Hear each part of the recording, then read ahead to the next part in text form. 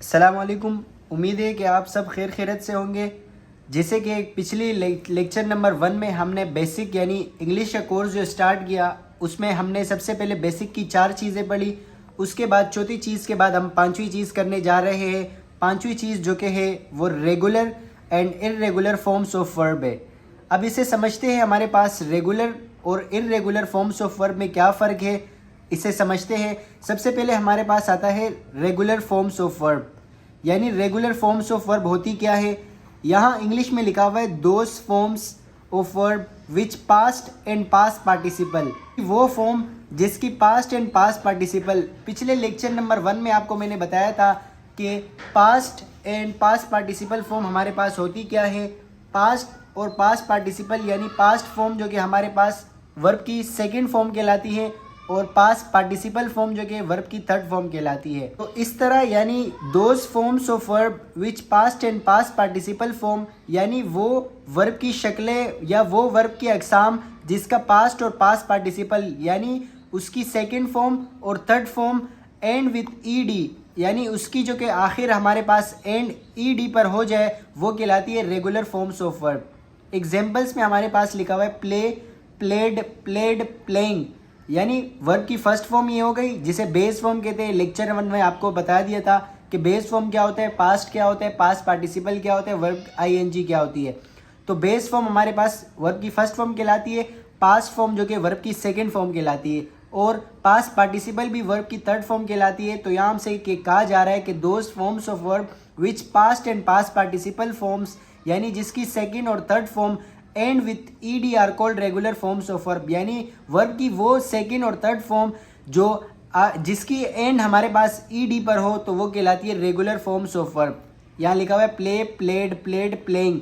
तो यानी जिसकी सेकंड और थर्ड फॉर्म ईडी पर ख़त्म हो वो कहलाती है रेगुलर फॉर्म्स ऑफ वर्ब। दूसरा हमारे पास लिखा हुआ है वॉश। वॉश का मतलब होता है धोना। ये वर्ब की फर्स्ट फॉर्म है वॉश, सेकंड हमारे पास वॉश्ड हो गई, ये देखे डी लग गया।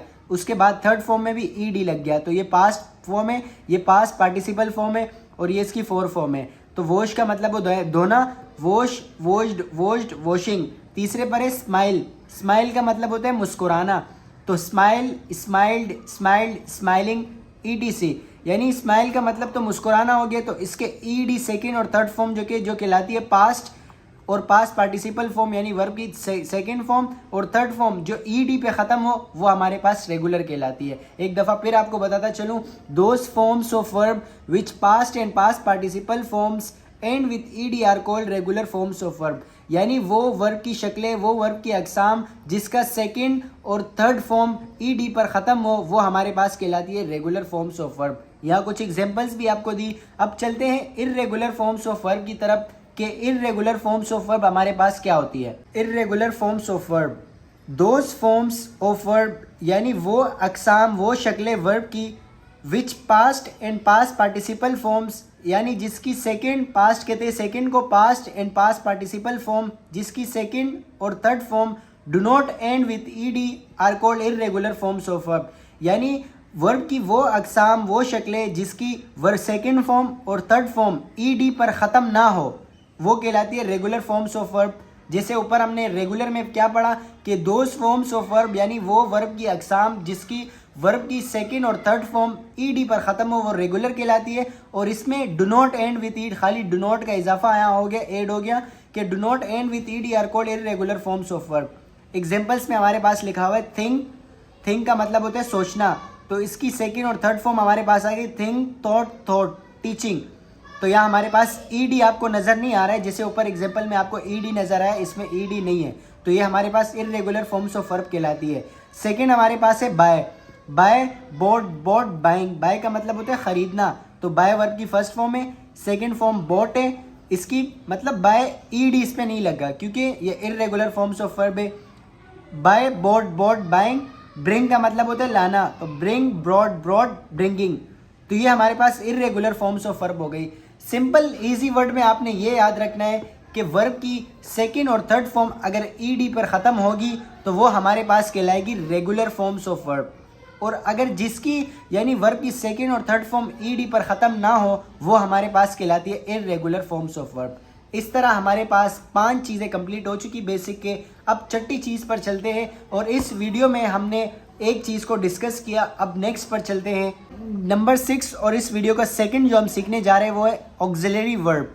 ऑक्सिलरी वर्ब या हेल्पिंग वर्ब दोनों एक ही कहते हैं। चले इसे समझते हैं ये क्या है।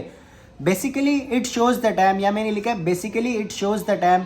दरअसल ये वक्त बताता है। किस तरह वक्त बताता है, यहाँ लिखा हुआ है इज़ ए मार फॉर प्रेजेंट, यानी इज़ ए मार जो कि है ये इस्तेमाल होता है प्रेजेंट के लिए। Was were for past, was और वर जो कि ये पास्ट के लिए इस्तेमाल होता है, और विल बी फॉर फ्यूचर, ये जो विल बी है ये फ्यूचर के लिए इस्तेमाल होता है। इसे हम आगे टेंसेस में बताएंगे कि इस कौन से सब्जेक्ट के साथ लगता है, एम कौन से सब्जेक्ट के साथ लगता है, आर कौन से सब्जेक्ट के साथ लगता है, और ये प्रेजेंट में किस तरह आ रहा है। वॉज वर की अगर बात करें ये किस तरह पास्ट में आ रहा है, और विल बी फ्यूचर किस तरह आ रहा है। तो इसमें हमारे पास एक छोटी सी एग्जांपल्स है जिसमें हमारे पास लिखा हुआ है आई एम अ स्टूडेंट। तो यानी ये प्रेजेंट की बात हो रही है कि मैं स्टूडेंट हूँ।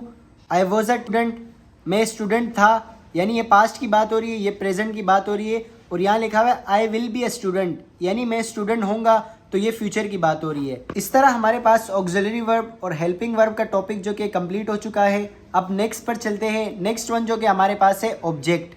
अब समझते हैं कि हमारे पास ऑब्जेक्ट क्या होता है। यहाँ मैंने लिखा है इंग्लिश में कि receiver of an action is called object, यानी इजी वर्ड्स में आपने उर्दू वर्डिंग में ये याद रखना है कि जिस पर काम किया जाए, यानी जिस पर काम किया जाए वो हमारे पास ऑब्जेक्ट होता है। अब अगर आप इसकी एग्जांपल यानी लाइक में आप देखें तो आपको समझ आ जाएगा। यहाँ लिखा हुआ है आई ईट बिरयानी।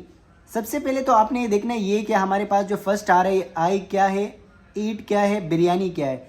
सबसे पहले सब्जेक्ट जो हमने लेक्चर नंबर 1 में पढ़ा था उसमें हमारे पास ये आर्ट थे, तो ये कहलाते हैं सब्जेक्ट। उसके बाद है ईट।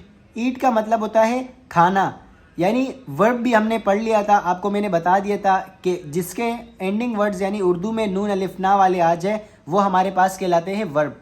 तो ईट का मतलब होता है खाना, ये सब्जेक्ट हो गया। सब्जेक्ट मतलब जो काम करने वाला, जो काम करता है वो कौन होता है, सब्जेक्ट होता है। तो यहाँ पर जो काम कर रहे हैं वो आई है, यानी मैं बिरयानी खाता हूँ। तो यानी खाने का काम कौन कर रहे हैं, आई कर रहे हैं, तो आई सब्जेक्ट है। और काम क्या है, any action is called verb, कोई भी जो काम होता है वो हमारे पास वर्ब कहलाता है। तो आई सब्जेक्ट हो गया, ईट हमारे पास वर्ब हो गया, और लास्ट में जो बिरयानी बच गया यानी जिस पर काम किया जाए। काम यहाँ किस पर हो रहा है, बिरयानी पर हो रहा है, तो हमारे पास आ गया biryani is an object. Number 2 like पर चलते हैं, यानी इसकी एग्जाम्पल पर चलते हैं। वी ड्रिंक वाटर, यानी हम पानी पीते हैं। पीने का काम कौन कर रहा है, हम कर रहे हैं, तो हम सब्जेक्ट है। ड्रिंक यानी पीना, ये हमारे पास वर्ब है। और काम जिस पर हो रहा है यानी पीने पर काम हो रहा है, पानी पर काम हो रहा है ना, पीने का काम हम कर रहे हैं, पी रहे कौन है, हम में। तो लास्ट में जो हमारे पास जिस पर काम हो रहा है वो हमारे पास ऑब्जेक्ट कहलाता है। वाटर इज एन ऑब्जेक्ट, तो लास्ट में हमारे पास वाटर आ गया, ये हमारे पास ऑब्जेक्ट आ गया क्योंकि इसी पर काम हो रहा है। थर्ड एग्जाम्पल पर चलते हैं जो कि यू ड्राइव अ कार, यानी तुम गाड़ी चलाते हो। गाड़ी चलाने का काम कौन कर रहा है, यू कर रहा है। यू हमारे पास सब्जेक्ट है, ड्राइव का मतलब होता है चलाना, और चलाना जो कि हमारे पास वर्ब है। और आकार यानी इस पर काम हो रहा है, जिस पर काम हो रहा है वो ऑब्जेक्ट है, तो आकार इज एन ऑब्जेक्ट। लास्ट में हमारे पास आता है, लास्ट जो एग्जांपल है वो है दे स्पीक इंग्लिश, यानी वो ज़्यादा लोग जो कि है इंग्लिश बोलते हैं। वो क्या है, सब्जेक्ट है। स्पीक का मतलब बोलना, तो ये हमारे पास वर्ब आ गया। और इंग्लिश पर जो काम हो रहा है ये हमारे पास कहलाता है ऑब्जेक्ट, तो इंग्लिश इज एन ऑब्जेक्ट। इस तरह हमारे पास यानी इस वीडियो की अगर बात करें इसमें हमारे पास 3 चीज़ें कंप्लीट हो चुकी है। अब चलते हैं नेक्स्ट वन पर जो लास्ट है 8वां। जैसे लेक्चर 1 में हमने 4 किए और इस लेक्चर नंबर 2 में 4 करने जा रहे हैं। अगर आपने लेक्चर 1 नहीं देखा है तो पहले जाके लेक्चर 1 देख लें। अब चलते हैं लेक्चर 2 में, जिसको हमारे पास लास्ट आते हैं वो है टाइप्स ऑफ सेंटेंसेस, यानी टाइप्स अकसाम है, जुमलों की कितनी अकसाम है। तो यहाँ मैंने लिखा है there are 4 types of sentences, यानी 4 किस्म की हमारे पास जुमले होते हैं। कौन कौन से होते हैं, चले उसे समझते हैं। पहले नंबर पे हमारे पास आता है वो है पॉजिटिव। पॉजिटिव का मतलब है सादा। दूसरे पे आता है नेगेटिव। नेगेटिव यानी इनकारिया, जिसमें इनकार करते हैं, मना करते हैं। थर्ड वन पर आता है हमारे पास इंटेरोगेटिव, यानी इंटेरोगेटिव का मतलब ये होता है सवालिया। ये भी आपको एग्जाम्पल में पता चल जाएगा किस तरह सवालिया। चौथे पे हमारे पास आता है इंटेरोगेटिव प्लस नेगेटिव, यानी सवालिया और इनकारिया भी। अब ये एग्जाम्पल आप अगर पढ़ लो तो आपको समझ आ जाएगा। मिसाल के तौर पर यहाँ लिखा हुआ है ही इज़ अ स्टूडेंट, यानी वो स्टूडेंट है। इसमें बिल्कुल सादा जुमला है, कोई इनकार नहीं कर रहे, कोई सवालिया नहीं कर रहे, तो ये हमारे पास कहलाता है पॉजिटिव सेंटेंस। 4 किस्म के सेंटेंसेस होते हैं। नंबर 1 पॉजिटिव, नंबर 2 नेगेटिव होता है। नेगेटिव का मतलब ये है जिसमें हम इनकार करें। नंबर 2 में लिखा हुआ है, इसमें हमारे पास he is not a student, यानी वो तालिब इल्म नहीं है, स्टूडेंट नहीं है, इसमें इनकार कर दिया, मना आ गया, तो ये हमारे पास कहलाता है नेगेटिव। थर्ड वन है इज़ ही अ स्टूडेंट, यानी क्या वो स्टूडेंट है, क्या वो तालिब इल्म है, तो इसमें हम सवाल कर रहे हैं, तो ये थर्ड हमारे पास कहलाता है इंटेरोगेटिव। नंबर चौथी जो लास्ट वन है ये कहलाती है इंटेरोगेटिव प्लस नेगेटिव, यानी यहाँ लिखा हुआ है is he not a student, क्या वो तालिब इल्म नहीं है, यानी इसमें मैंने क्या भी बोल दिया, नहीं भी बोल दिया, तो ये हमारे पास कहलाता है इंटेरोगेटिव प्लस नेगेटिव। तो इस तरह हमारे पास जो कि इस लेक्चर नंबर 2 की 4 चीज़ें हमारे पास कंप्लीट हो चुकी है। ऑक्सिलरी वर्ब पढ़ लिया, यानी ऑक्सिलरी वर्ब हेल्पिंग वर्ब को कहलाते हैं, दोनों सेम ही है। उसके अलावा हमने फॉर्म्स ऑफ वर्ब भी पढ़ लिए। इसके अलावा ऑब्जेक्ट भी हमने पढ़ लिया। ऑब्जेक्ट के अलावा यहाँ टाइप्स ऑफ सेंटेंसेस जो कि ये भी हमने पढ़ ली। तो इस तरह हमारे पास 2 लेक्चर कंप्लीट हुए और नंबर 3rd लेक्चर पे हमारे पास जो बाकी रिमेनिंग टॉपिक्स इसके रह गए उसे हम पढ़ेंगे।